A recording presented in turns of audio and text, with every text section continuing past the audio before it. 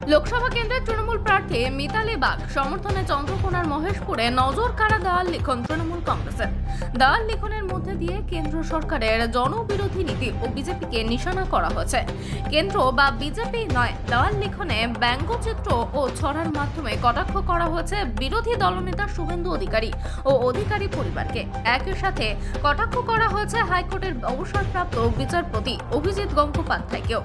কুমিরের পেটে দেশের সম্পত্তি, এমন ব্যঙ্গচিত্র এঁকে প্রধানমন্ত্রীকে কটাক্ষ, সব খেলেন নরেন। আবার কোথাও প্রাক্তন বিচারপতি অভিজিৎ গঙ্গোপাধ্যায়ের ব্যঙ্গচিত্র এঁকে ছড়ার মাধ্যমে কটাক্ষ।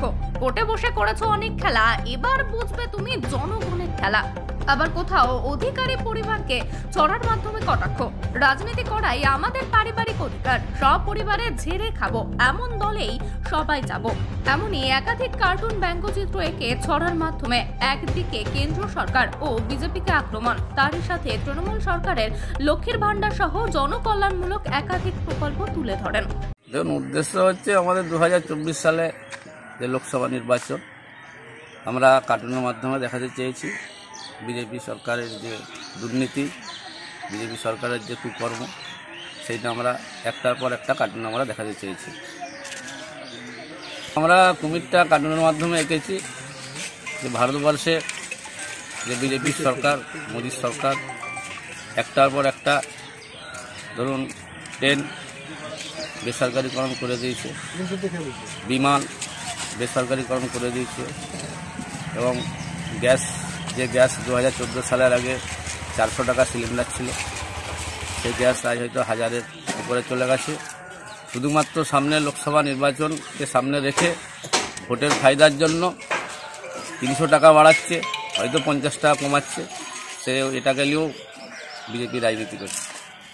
আর আমার কার্টুনটা করেছি কুমিরটা, আমরা মানুষকে বোঝাতে চাচ্ছি যে একটার পর একটা বিজেপি সরকার যেই ধরনের কুমির, ওই ট্রেন খাচ্ছে, বিমান খাচ্ছে, গ্যাস খাচ্ছে, ঠিক বিজেপি সরকার জনসাধারণের কাছ থেকে একটার পর একটা এইভাবে তারা খেয়ে নিতে চাচ্ছে।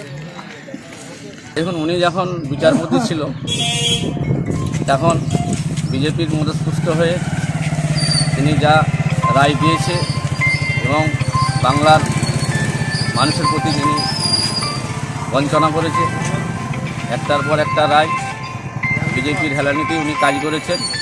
উনি এখন আর বিচারপতি নেই, ওখান থেকে না থেকে উনি এখন বিজেপির প্রার্থী হিসাবে লড়ছে।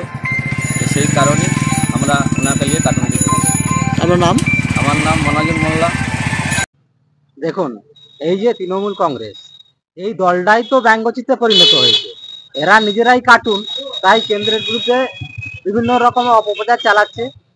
রাজ্যের মানুষ এদিকে আর খাচ্ছে না, লোকসভাতে এদের প্রচার করার লোক পাওয়া যাচ্ছে না, তাই স্বাভাবিকভাবেই পিছনে লাগার জন্য কয়েকটা মাইনরিটি এরিয়াতে কেন্দ্র সরকার এবং অভিজিৎ গঙ্গোপাধ্যায়ের মতো বিশিষ্টজনের বিরুদ্ধেও তারা কুৎসা রটাচ্ছে।